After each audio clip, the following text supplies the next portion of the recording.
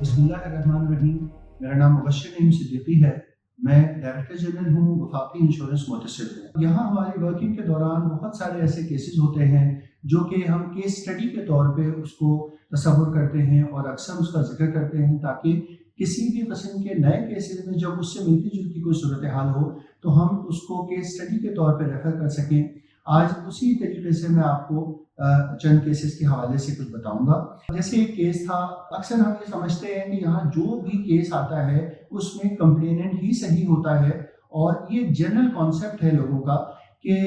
मुतसिब के इदारों में कंप्लेनेंट के हवाले से ये बात देखी जाती है कि सिर्फ हर दफ़ा कंप्लेनेंट ही सही होता है। लेकिन इस बात का को जनरली लोगों को जहन में रखना चाहिए कि हमारे यहाँ प्रॉपर इन्वेस्टिगेशन होती है, investigation of documents and investigation of ground check, कि किसी भी तरीके से इस फोरम को कहीं कोई कंप्लेनेंट यूज तो नहीं कर रहा है, कहीं ऐसा तो नहीं हो रहा है कि वो अपने फायदे के लिए इस फोरम को यूज कर ले। मिसाल के तौर पे मैं आपको एक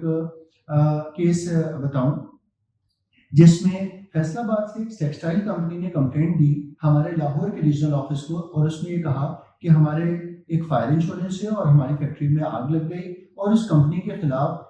2.5 करोड़ रुपए का तकरीबन ये क्लेम है जिसको हमें आप दिलवाएं।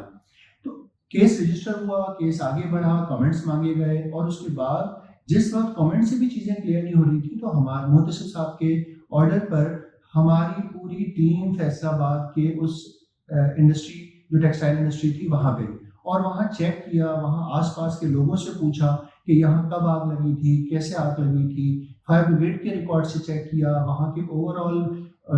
जो करीबी हॉस्पिटल्स वगैरह थे वहाँ चेक किया।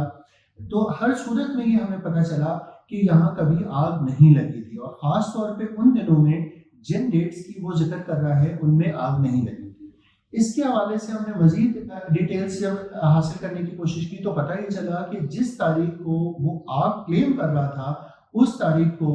वहाँ बहुत तेज़ बारिश हुई थी पूरे फैसलाबाद रीजन में और वो उनकी जो फैक्ट्री की छत है वो उस बारिश की वजह से गिर गई। अब उस छत के गिरने से उनकी मशीनों को बहुत बड़ा नुकसान पहुंचा था और उस नुकसान की वजह से वो ये चाह रहे थे कि इसको फायर इंश्योरेंस का एक क्लेम बना के और उसको हासिल कर लिया जाए, जिसको कंपनी ने रिजेक्ट कर दिया था। इस पूरी इन्वेस्टिगेशन के बाद, डॉक्यूमेंटेशन के बाद, वहाँ के कुछ लोगों के स्टेटमेंट्स के बाद जब हम इस नतीजे में पहुंचे कि ये फायर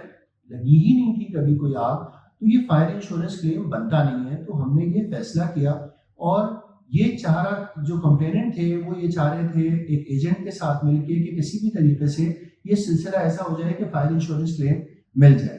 तो हमारा फैसला बड़ा साफ सुथरा, क्लियर एंड कट हमारा फैसला था कि ना आग लगी ना फायर इंश्योरेंस के हवाले से इनको कोई पेमेंट मिल सकती है। ये बिल्कुल स्पीकिंग ऑर्डर था और क्लियर कट स्पीकिंग ऑर्डर था जो कि कंपनी की फेवर में गया कि आपने जो रिपोर्ट किया है आप क्लेम वो बिल्कुल सही है और मेरिट पे क्लेम रिपोर्ट किया। वफाकी इंश्योरेंस मुतसिर आपके हकूक के तहफ़्फ़ुज़ का ज़ामिन।